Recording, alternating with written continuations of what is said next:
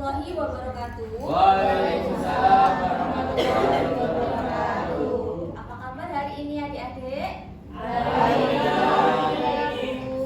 Nah, sebelum memulai pembelajaran pada pagi hari ini, marilah kita berdoa menurut kepercayaan masing-masing. Berdoa mulai.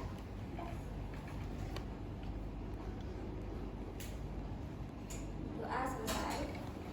Oh ya, sebelum pembelajaran saya absen dulu ya.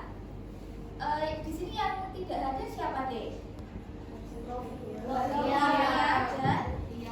Pria ya, ada 2 orang yang tapi semuanya sudah masih sehat ya. Alhamdulillah. Alhamdulillah. Nah, pada pembelajaran terdahulu sebelum materi sistem pencernaan, kalian kemarin materinya apa? Peredaran darah. Sistem peredaran darah. Ada nggak kaitannya dengan sistem pencernaan? Ada. Ada yang bisa menjawab? Angkat tangan ya, silakan. Namanya siapa, Dek? Nama saya Fali, Bu. Iya. Jadi sepengetahuan saya, zat makanan itu dibawa bersama darah. Berarti kan darahnya kan ada banyak ya, sel-sel darah itu kan ada 3. Ada sel darah merah, sel darah putih, dan keping darah atau trombosit. Nah, fungsi yang berkaitan dengan sistem pencernaan itu adalah sel darah merah, yaitu digunakan untuk mengangkut nutrisi. Nah, nutrisi itu nanti ada kaitannya dengan sistem pencernaan. Oke, kita mulai ya. Oke. Nah, sebelum memulai, saya akan memberikan tujuan pembelajaran, menyampaikan maksud saya. Nah, yang pertama, peserta didik dapat mengidentifikasi zat makanan yang dibutuhkan oleh tubuh manusia. Lalu yang kedua, peserta didik dapat menjelaskan kandungan zat makanan yang diperlukan oleh tubuh manusia. Yang ketiga, peserta didik dapat menguraikan fungsi zat makanan bagi tubuh manusia. Yang keempat, peserta didik dapat mendeskripsikan dampak kekurangan gizi pada tubuh manusia. Dan yang kelima, peserta didik dapat menjelaskan cara menghitung BMI dan BMR. Lalu yang terakhir, peserta didik dapat menentukan menu sehat atau menu makanan yang sehat seperti apa. Oke, silahkan di ini ya. Nanti kita melihat dulu kemampuan awal kalian. Silahkan di ini. Silakan disobek atau disiapkan 1 lembar kertas saja. Nanti ditulis nama dan juga nomor absen. Ya. Ini individu ya, masih belum kelompok. Siap? Oke. Sudah? Nah, di sini ada gambar apa? Soto. Di sini ada yang suka soto enggak? Ada. Ini makanan sejuta umat ya, karena murah dan juga banyak gizinya. Nah, pertanyaan yang pertama, silakan langsung dijawab aja, enggak apa-apa. Analisislah kandungan yang ada di soto ini. Apa aja? Silakan, saya beri waktu 5 menit ya.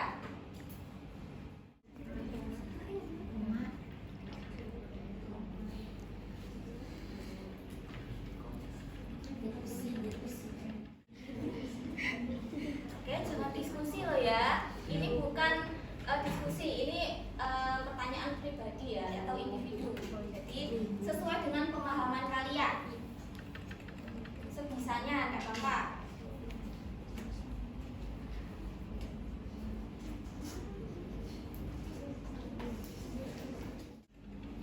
Oke, sudah? Sudah. Nah, nanti soalnya tadi hanya 1 soal ya. Ini untuk pemahaman awal kalian. Jadi nanti dikumpulkan ke ketua kelas, Dek Khalil. Iya. Ya. Tapi sebelum dikumpulkan, saya ingin tahu, mungkin bisa mengacungkan tangan atau bisa berkontribusi dengan cara, ada nggak yang mau menyebutkan ini zat-zat makanan yang ada di dalam soto ini? Ada yang mau? Atau oke, silakan. nama dan nomor absen D. Ya, perkenalkan nama saya Nancy, nomor absen nomor 23. Bisa oke.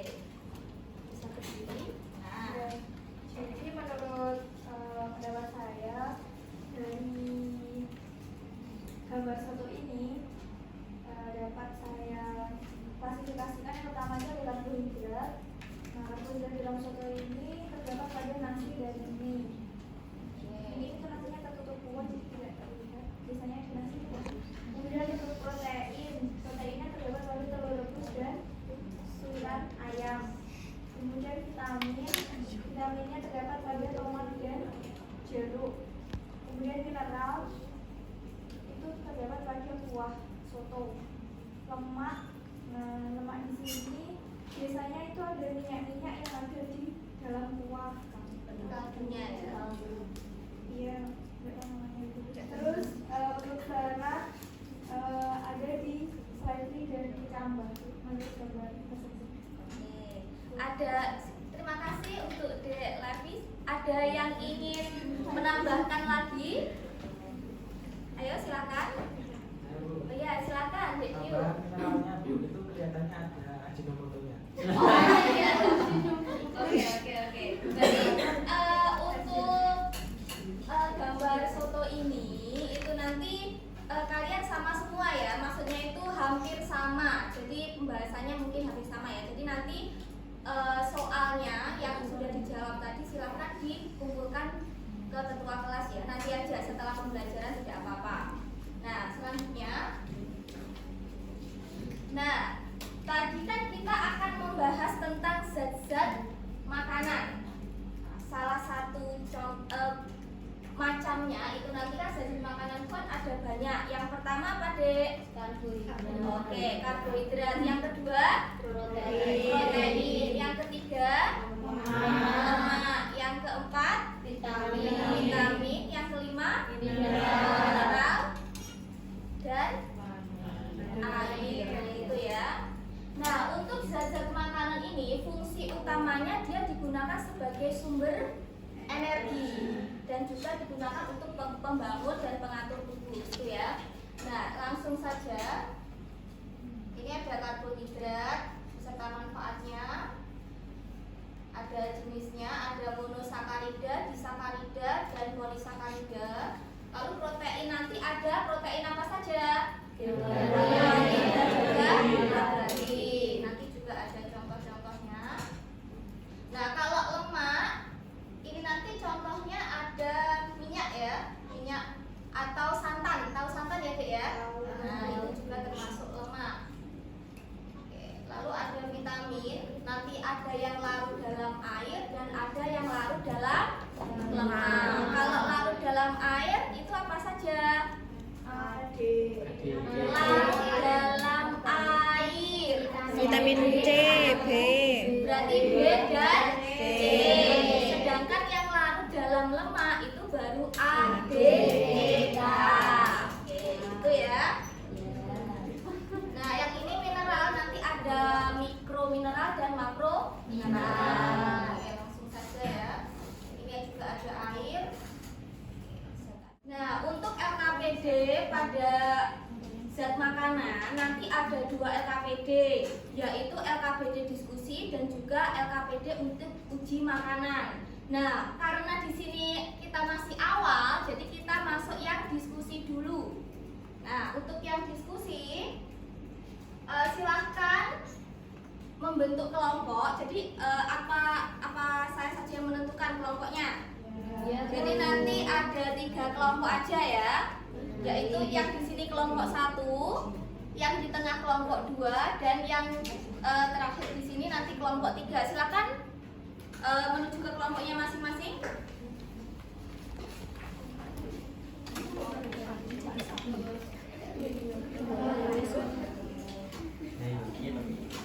Yuk, silakan balik badan, tidak apa-apa, atau jalan untuk menuju ke kelompoknya, tidak masalah. Kelompok 1, kelompok 2, dan kelompok 3. Sudah.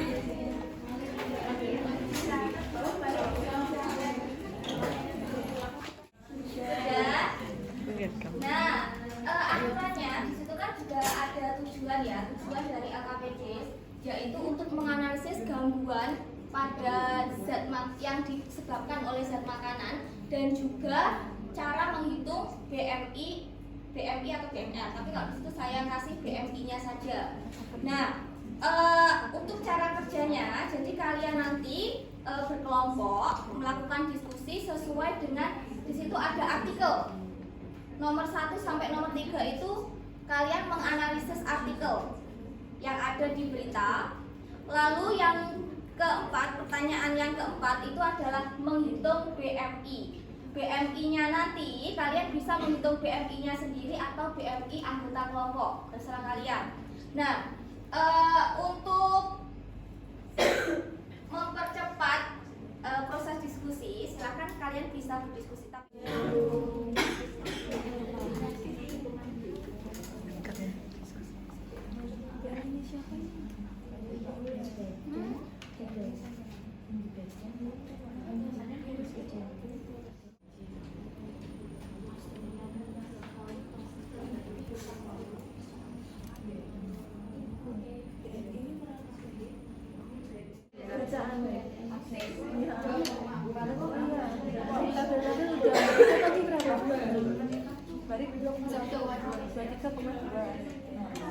Terus apa lagi nggak bisa berapa?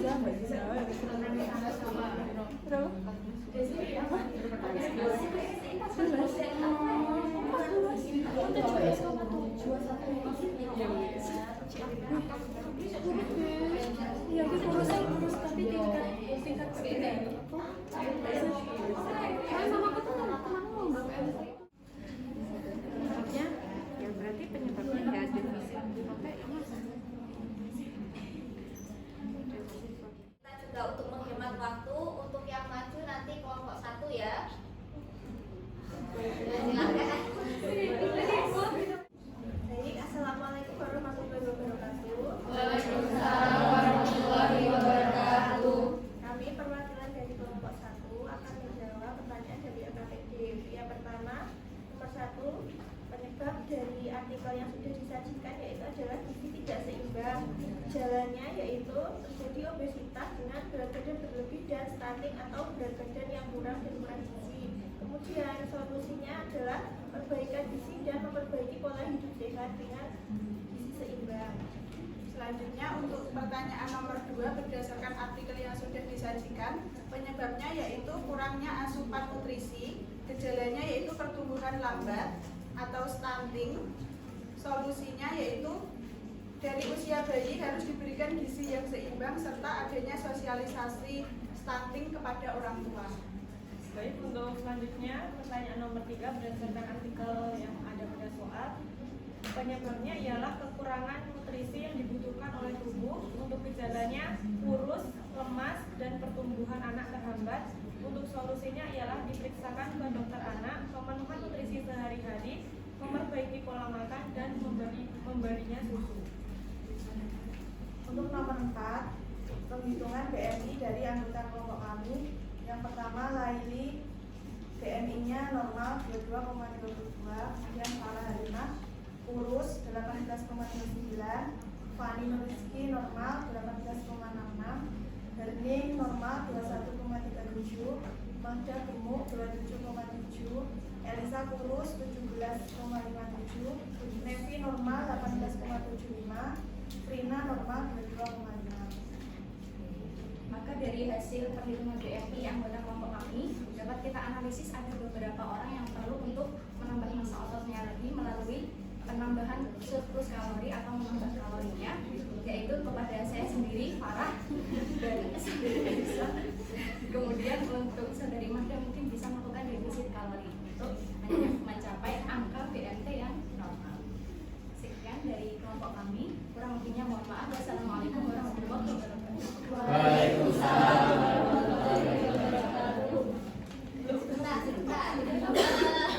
Kelompok 2 sama kelompok 3, apakah ada pertanyaan atau memberi tanggapan?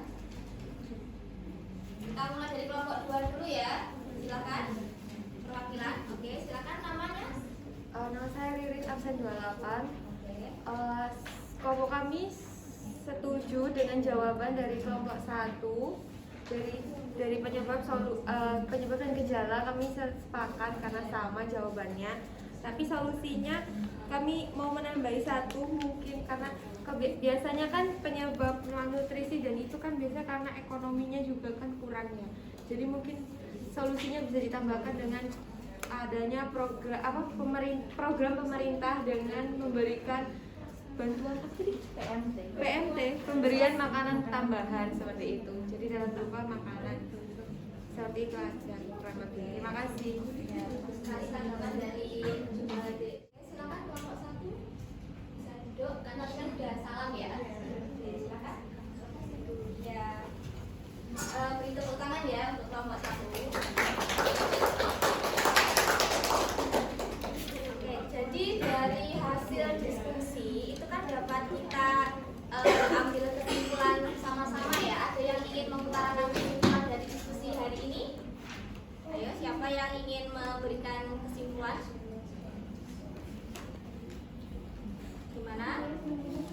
Tadi oh ya, silakan Saudara Riris.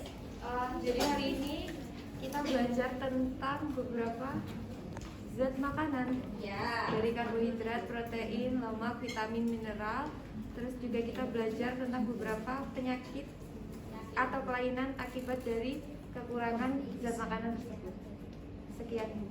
Ya, berarti kan berdasarkan diskusinya tadi kan gangguan yang disebabkan karena zat makanan. Nah, zat makanan itu tadi kan ada banyak ya, ada karbohidrat, ada protein, lemak, vitamin, lalu nanti ada mineral, dan juga ada air. Nah, kalau keenam zat makanan tadi tidak seimbang, maka dapat menyebabkan kelainan-kelainan yang bisa kalian lihat pada diskusi pada LKPD tadi ya. Nah, apakah ada pertanyaan, Dek? Oh, sudah. Nah, karena tidak ada pertanyaan, berarti kalian sudah paham ya. Silakan ini menyobek kertas atau silakan siapkan 1 lembar kertas. Ya, nanti tadi kan ada tes ya. Selanjutnya kita adakan post test untuk mengetahui pemahaman kalian. Oke, silakan. Sudah. Nanti dikumpulkan ke ketua kelas juga ya.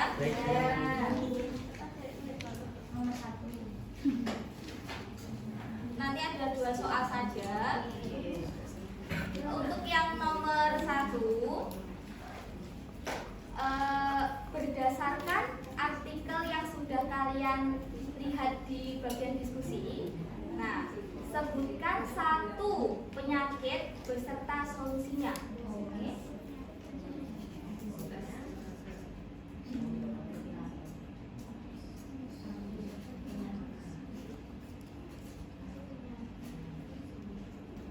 Hanya 1 ya. Terus sudah? Yang nomor 2, buatlah menu makanan yang seimbang. Ada 2 soal ya. Saya beri waktu 3 menit cukup ya.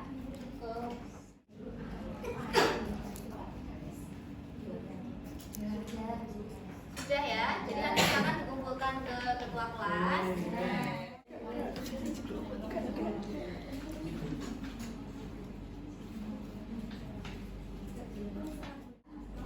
Untuk pembelajaran selanjutnya nanti kalian di rumah silahkan membuka literatur terkait ini ya, praktikum uji zat makanan, karena untuk materi selanjutnya kita akan praktikum gitu ya. Karena waktunya juga sudah habis, dan semoga pembelajaran pada pagi hari ini bisa bermanfaat untuk kalian semua. Wassalamualaikum warahmatullahi wabarakatuh. Waalaikumsalam warahmatullahi wabarakatuh. Ya, terima kasih Mbak Sriana sudah melakukan switching. Mungkin kita refleksi. Ya, menurut Mbak Sriana ada kesulitan atau hambatan yang dikeluhkan? Waktu PPL ya. Ya. Kalau waktu PPL itu waktu ini toh. Kalau waktu ini itu saya mengapresiasi dulu ya, mengapresiasi untuk para peserta didik karena sudah mengikuti pembelajaran dengan baik. Nah, untuk tantangannya itu mungkin ya LKPD saya itu kan berbasis kayak ada artikel. Nah, belum tentu semua peserta didik itu suka untuk membaca, ya kan? Jadi nanti mungkin ada kesulitannya adalah pada saat literasinya itu tadi. Nah, terus yang ketiga kan yang pertama tadi kan apresiasi, yang ketiga itu mungkin ini peserta didik mungkin perlu tambahan lagi, materi lagi, karena kan yang saya berikan di slide tadi sampai ZADD saja. Untuk gangguan sama cara menghitung BMI sama BMR itu belum saya jelaskan, ya kan? Karena saya beranggapan bahwa untuk mengukur BMI sama gangguannya itu nanti saya masukkan di bagian LKPD. Sudah? Sudah. Ya. Mungkin dari observer 1 pertama. Terima kasih sebelumnya, selamat kepada Mbak Siana karena sudah menyelesaikan proses micro teaching. Kemudian ada beberapa catatan yang akan saya berikan berkaitan kegiatan hari ini. Pertama, saya apresiasi langkah pembelajaran yang dilaksanakan oleh Mbak Sriana itu sudah urut lengkap, yaitu dari salam pembuka, tanya kabar, berdoa, cek kehadiran, review materi, kemudian membimbing untuk peserta didik berdiskusi, kemudian juga membimbing peserta didik untuk melakukan presentasi, serta melakukan penguatan penugasan serta penutup. Kemudian pada yang dilakukan Mbak Sriana tadi juga ada asesmen diagnostik ya, atau untuk mengetahui kemampuan awal itu di mana di kelompok 1 itu ada peserta didik dengan inisial FH dan L itu berdiskusi jawaban, padahal instruksi dari guru modelnya adalah dikerjakan secara mandiri. Kemudian untuk kegiatan diskusi, kelompok 1 itu sudah melakukan diskusi dengan sangat baik, di mana ada inisiatif untuk membagi tugas atau membagi pengerjaan tugas, di mana saudara FH bekerja sama dengan L, kemudian EL bekerja sama dengan M, dan H bekerja sama dengan F, kemudian ada FR bekerja sama dengan saudara N. Kemudian pada guru model juga memberikan penjelasan materi awal tadi terkait dengan zat makanan. Kemudian pada saat pembagian LKPD itu ada peserta didik yang kebingungan sebenarnya instruksinya itu diminta apa, karena ternyata LKPD yang diberikan itu tidak atau terjadi kekeliruan. Nah, ini menyebabkan atau kemoloran pada pelaksanaan micro teaching. Tadi sesuai stopwatch yang saya nyalakan itu ada kelebihan waktu 6 menit yang seharusnya dilaksanakan selama 30 menit. Kemudian ketika guru model sudah memberikan LKPD yang baru, peserta didik segera dimotivasi untuk mengerjakan. Pada LKPD tadi ada 4 soal, kemudian sudah ada PJ pada masing-masing kelompok, jadi di kelompok 1, kemudian juga ada inisiatif untuk menanyakan tentang tinggi badan dan berat badan dari masing-masing anggota. Kemudian untuk kegiatan presentasi tadi diwakili oleh kelompok 1, di mana yang saya kira semua anggota dari kelompok 1 itu maju, ternyata hanya beberapa orang yang maju, yaitu inisial H, E, F, FR, F, dan L. Dan ada sepertinya salah komunikasi, di mana H ini membuka presentasi terlebih dahulu sebelum teman-temannya itu datang di depan kelas itu. Kemudian untuk tanggapan diberikan dari kelompok 2, yaitu saudara R. Kelompok 2 memiliki perbedaan pendapat berkaitan dengan solusi yang dirumuskan, yaitu berkaitan dengan adanya program pemberian makanan tambahan. Kemudian untuk kelompok 3 tidak ada tanggapan. Setelah diskusi ditutup, kemudian guru mempersilahkan peserta didik untuk kembali ke tempatnya semula. Kemudian juga saya apresiasi guru model memberikan reward berupa tepuk tangan untuk kelompok yang memberikan presentasi.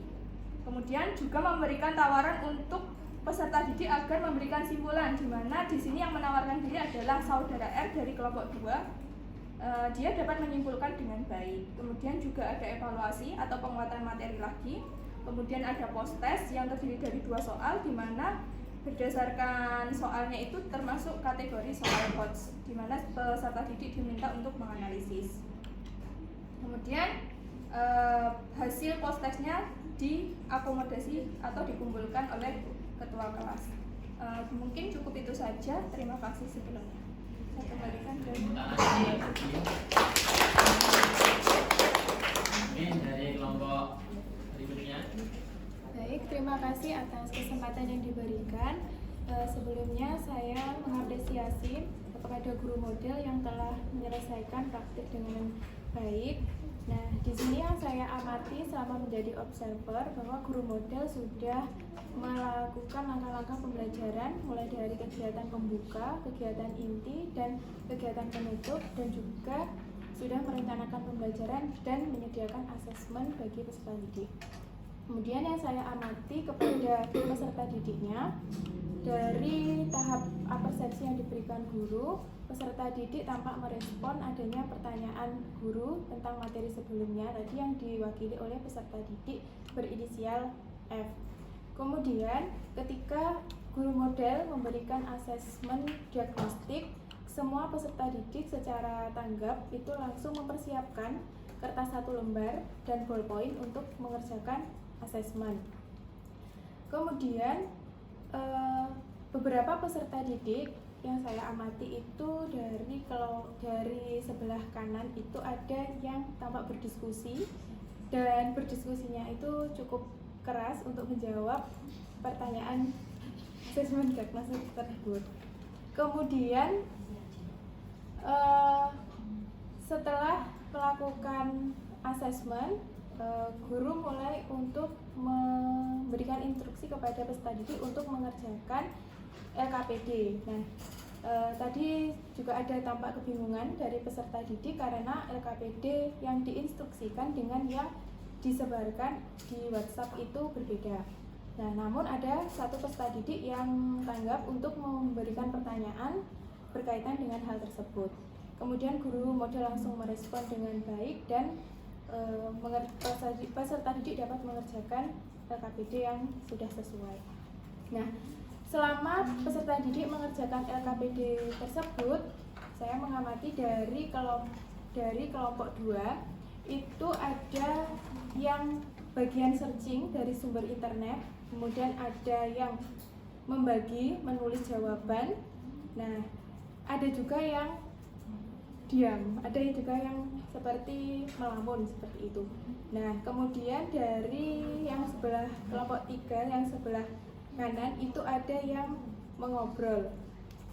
Terus kemudian ketika perwakilan dari peserta didik kelompok 1 itu mempresentasikan, tadi sepertinya kelompok yang lain itu belum siap untuk mendengarkan, sehingga pada awal presentasi itu masih tampak ramai, tapi ketika sudah berjalan itu sudah mulai kondusif.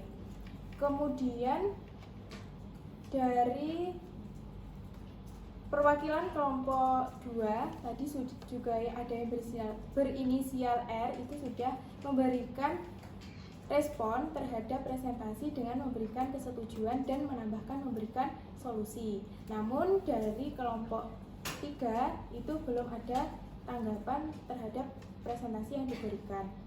Terus di akhir kegiatan penutup, peserta didik sudah menawarkan diri untuk memberikan kesimpulan.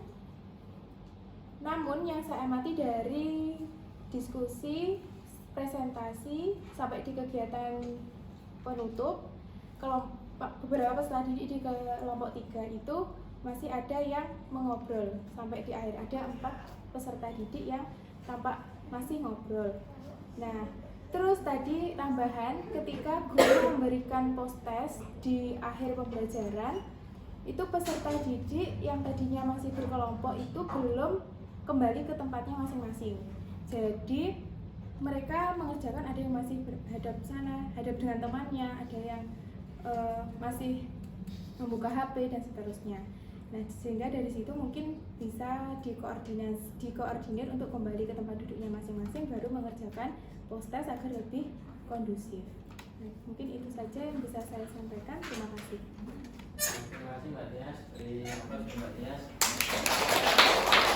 Selanjutnya skor yang terakhir dari SMA 4.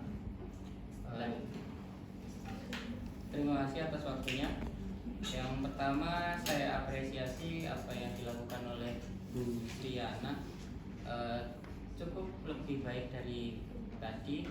Hasil beberapa perbaikan sudah dilakukan dari masukan-masukan sebelumnya. Di sini saya hanya sedikit menambahi apa yang belum disampaikan oleh teman-teman sebelumnya. Yang pertama, ketika pembelajaran beberapa peserta didik belum benar-benar belajar tentang topik pembelajaran hari ini. Ada beberapa yang masih mengerjakan tugas selain yang diberikan oleh Bu Guru. Tidak perlu saya sebutkan inisial, tapi insya Allah sudah tahu. Terus untuk beberapa peserta didik yang tidak mengikuti pembelajaran dengan baik, guru beberapa kali sebenarnya sudah mendatanginya untuk mengingatkan, akan tetapi oknum tersebut masih mengerjakan tugas. Nah, mungkin di sini perlu diberi ketegasan lagi oleh guru agar peserta didik tidak mengerjakan tugas yang lain. Kemudian untuk pembelajarannya berjalan sebenarnya cukup efektif, akan tetapi bila alokasi waktunya lebih banyak, beberapa kelompok lain bisa diberi kesempatan untuk maju presentasi. Untuk peserta didik yang mengalami kesulitan, mungkin sedikit masukan, guru perlu mengecek beberapa siswa tersebut, utamanya yang memiliki kemampuan kognitif. Untuk FPP sama seperti yang tadi, saya tidak mengetahui FPP-nya, jadi saya tidak dapat memberi masukan. Kemudian guru cukup memfasilitasi siswa untuk berdiskusi melalui LKPD tadi. LKPD-nya cukup interaktif. Beberapa peserta didik ada yang untuk menghitung BMI-nya ada yang menggunakan aplikasi, ada yang menggunakan kalkulator, dan ada yang menghitung secara manual. Terus untuk asesmennya cukup baik karena ada post-test dan pre-test dan post-test. Terima kasih. Ya, terima kasih untuk Mas Begas, beri tepuk tangannya untuk Begas. Akhirnya, jadi refleksi dari saya, untuk Mbak Sriana sudah bagus sekali dari sintaknya, mulai dari sintak kandidatnya, mulai dari pendahuluan, dari inti sampai akhir. Dia itu sudah memberikan yang pertama, dia sudah membantu untuk berdoa, terus sudah memberikan pertanyaan pemantik untuk siswanya, dan kegiatan intinya sudah berjalan dengan baik juga. Dan setuju dengan yang dikatakan dengan Mas Begas tadi, ada yang ramai ditegur tapi masih ramai lagi. Dan langkah baiknya itu juga lebih diberi ketegasan, ya, apalagi agak diberi ketegasan dengan mendatangi peserta didiknya. Dan untuk pengelolaannya sudah bagus juga, dan pembelajarannya sudah tertata dengan rapi seperti itu. Mungkin itu aja, dan terima kasih Mbak Triana sudah melakukan assessment peer teaching ini. Nah, sekian dari saya. Assalamualaikum warahmatullahi wabarakatuh.